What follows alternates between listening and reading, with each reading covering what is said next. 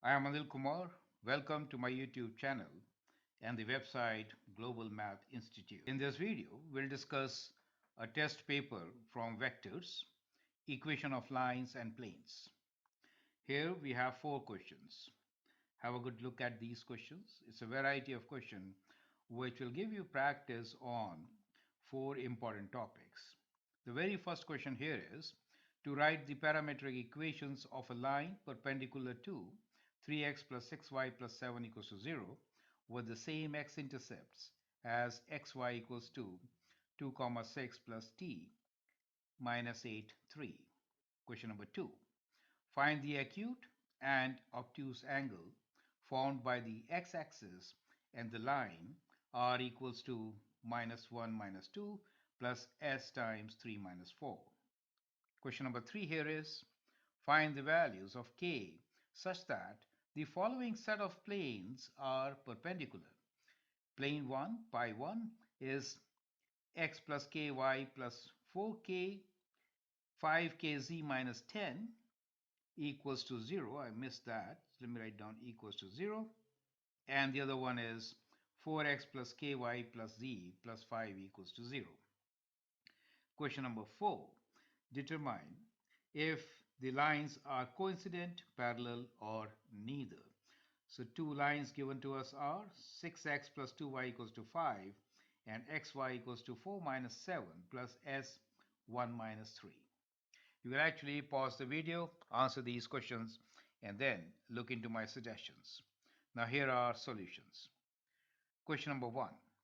Write the parametric equation of a line perpendicular to 3x plus 6y plus 7 equals to 0 with same x-intercept as xy equals to 2x plus t minus 8 3.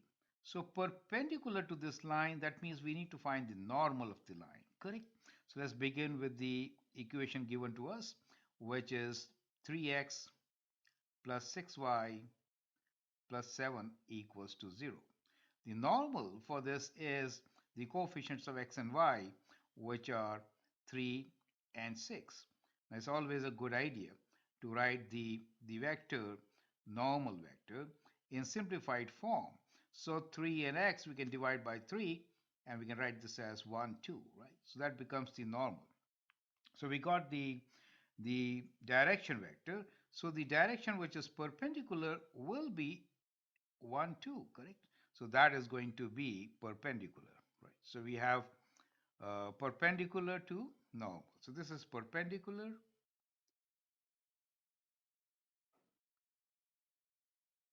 to given line. Is that clear to you, right? So that is the very first part. Now let's look into the second part, which is it has to have the same x-intercepts. Now how do you figure out the x-intercept? X-intercept is a point where y equals to 0. So x-intercept is when y equals to 0. We are given the equation in the vector form. Xy equals 2. That's the point it goes through.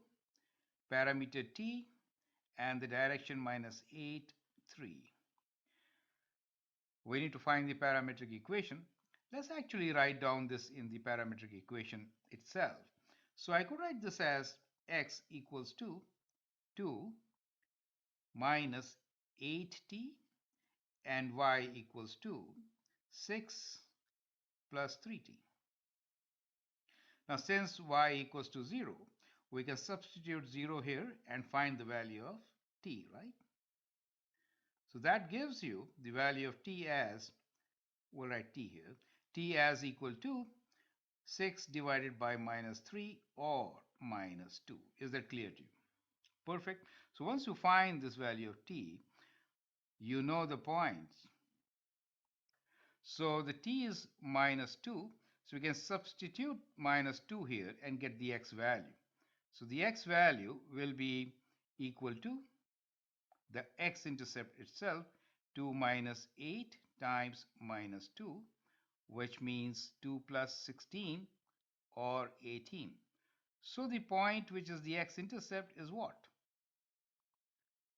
Well, x-intercept has to be the x value of 18 and the y value, of course, 0. We know the direction vector also. Since you know both the things, you can write down the equation, correct? So that is your direction vector, and then you also have a point, right? So now you can write down your parametric equation. You want to write parametric equation with the direction given to you and the line. So one of the ways will be you could write this in the vector form and then rewrite this, correct? Just as we did here. Perfect. We know the point.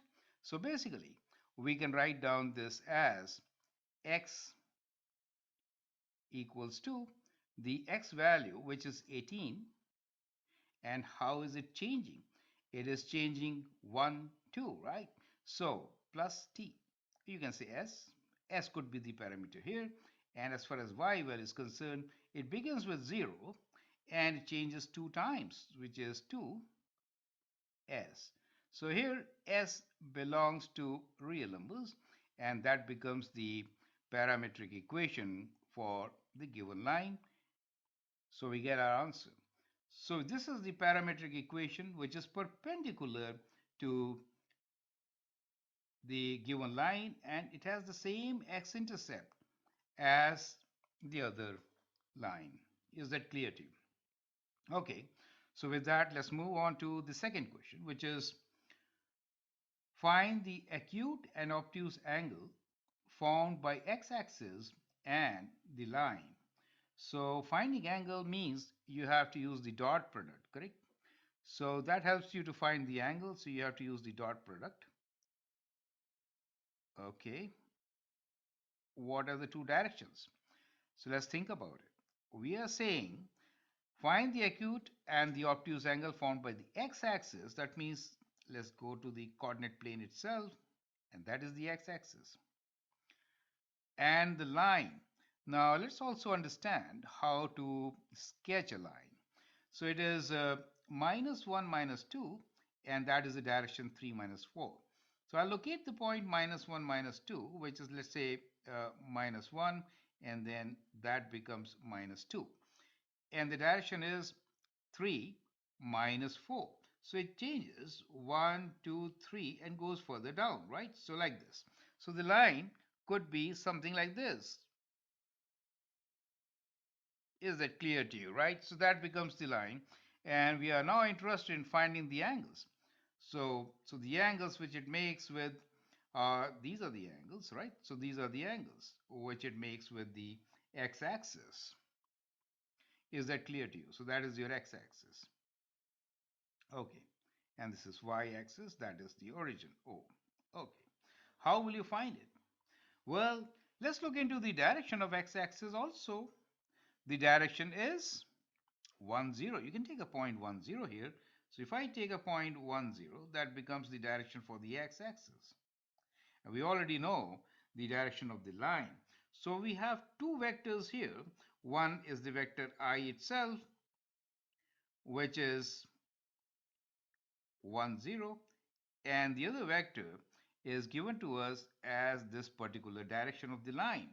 So let's call this as the vector A, or R you can say, and the direction here is 3, -4. So now let's find the angle between these two. So as you know, the dot product will be A, the vector A dot I will be equal to, we can write like this, the vector A is 3, -4, and dot I, which is 1, 0. Now that gives you the magnitude of A times the magnitude of I, which is 1, times cosine of the angle between them, let's call it theta, is the dot product, which is 3, right? Now, so cos theta will be equal to 3 divided by magnitude of A. Magnitude of I is as such 1, right? It's a unit vector. So it becomes 3 over, what is the magnitude of A here? Well, the magnitude of vector A will be We can write here also. Let's write down directly here. A square plus b square square root, right, which is 5.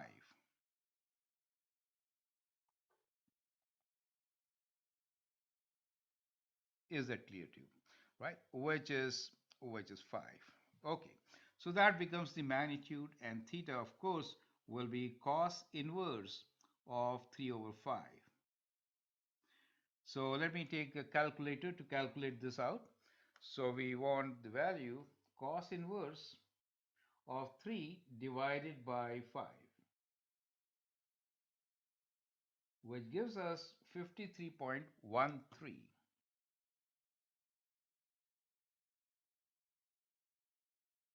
We can just round this to 53.1 degrees. So the acute angle will be 53.1 degrees, and the obtuse angle will be what? Obtuse will be 180 degrees minus 53.1, right? So zero point 0.1 will give you 9, and then when you borrow from here, 9 take away 3, 9 take away 3 is 6, and you're left with 7 here, and 7 will be 2, and then 1. So 126.9 degrees is the obtuse angle. So we have our answer. We need to give the acute angle. So acute angle is 53.1 degrees, and the obtuse angle is 180 minus that, which is 126.9 degrees. Perfect. So that is how we are going to answer this particular question. I hope the steps are absolutely clear. Let's move on and take up question number 3 now, which is find the values of k such that the following set of planes are perpendicular. So perpendicular planes means what for you? Well, when the planes are perpendicular, that means let's say n1 is normal for one plane and 2 is the normal for the other plane. In that case, the dot product should be 0, right? So let's write down. So your dot product equals to 0 for normals.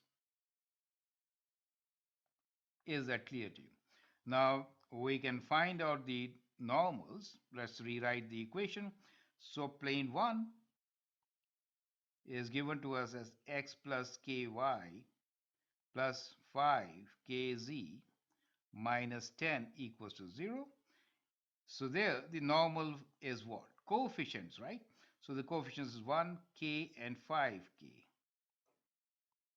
For the other plane, pi 2, the equation is 4x plus ky plus z plus 5 equals to 0. And so the normal for the other plane is what? Well, the normal here is the coefficients 4k and 1. So these are the normals. And now we need to just find the dot product and then the value of k. Is that clear to you? So you can actually pause the video and answer this question now. Right? So the normal n1 dot n2 should be equal to 0. So we will do 1k 5k dot 4k 1 equals to 0. So the dot product is 4 plus k square plus 5k, and that should be equal to 0. Let's rearrange k square plus 5k plus 4 equals to 0. Now you need to factor this. We can use sum and product, and so we can get 4 times 1, and that adds to 5. So k plus 4 times k plus 1 equals to 0, and that gives you the solution that k is minus 4 or k equals to minus 1. So there are two solutions for this, and the k value could be minus 4 or minus 1. Perfect. Have a good look at it. This is a very important question. I've seen it in many test papers. Now here is the last question, which is determine if the lines are coincident, parallel, or neither. Now what should we do for that? So what do you understand by coincident, parallel, or neither? So basic concept, as you know, is that the lines which let's say which are overlapping, right? Say so if the two lines are overlapping, then they are coincident, right? They are coincident. Okay, perfect. Parallel, you understand, they are not overlapping, but they have the same slope, but they are not overlapping, right? So that could be parallel, right? So this is parallel. And perpendicular is when their directions dot product is zero, right? So that will be perpendicular. Okay? So that means they're at 90 degrees and we say perpendicular.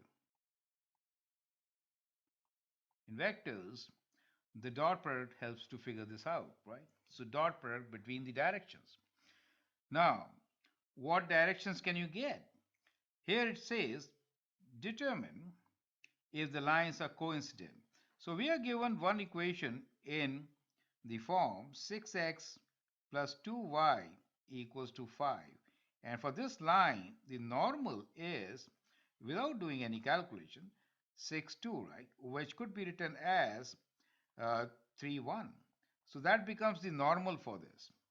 Now we are also given this the other equation, which is xy, which is equal to 4 minus 7 parameter s. We should normally write s belongs to real numbers here. Uh, it could be any real number like this. So here we are given the direction. So the direction of the other line, let me write d2, is 1 minus 3. Is that okay? 1 minus 3.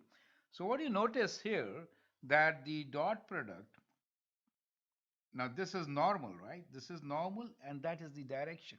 So, so when you do the dot product, you get 0. So if I do the dot product, which is normal dot d2, what do I get? So I get 3, 1 dot 1 minus 3, right? Which gives me 3 minus 3, which is 0. So dot product is 0. This is the normal, right? Dot product with the normal is 0. So that means the lines are parallel, correct? So that means the lines are parallel.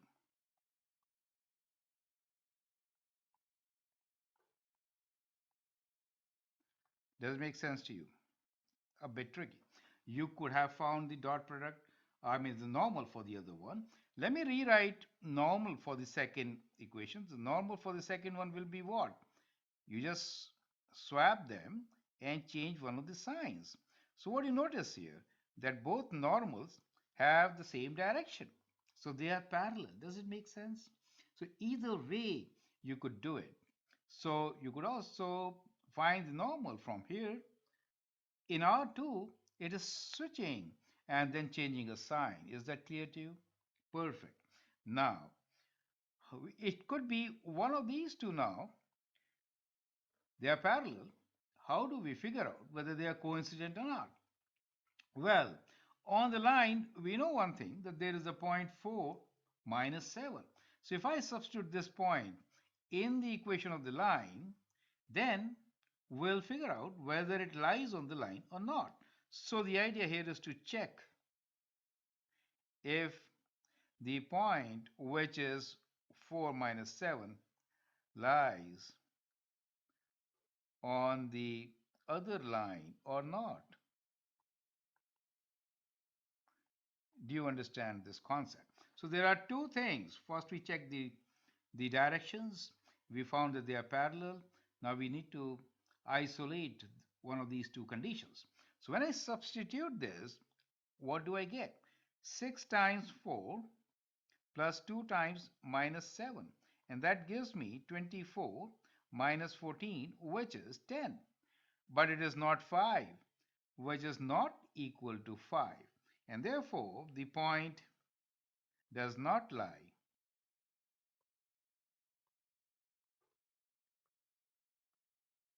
on this line. Is that clear? That means what? That means from this, you can say that the lines are parallel. So we have the condition for parallel lines. They have the same slope, but the points do not match. If they are coincident, in that case, all the points should match. Does make sense to you? So that is how we are going to solve this test paper. So these four questions I kind of explained to you. They are very, very important from test point of view. I hope it makes sense. Feel free to write your comment, share your views, and if you like and subscribe to my videos, that'd be great. Thanks for your time and all the best.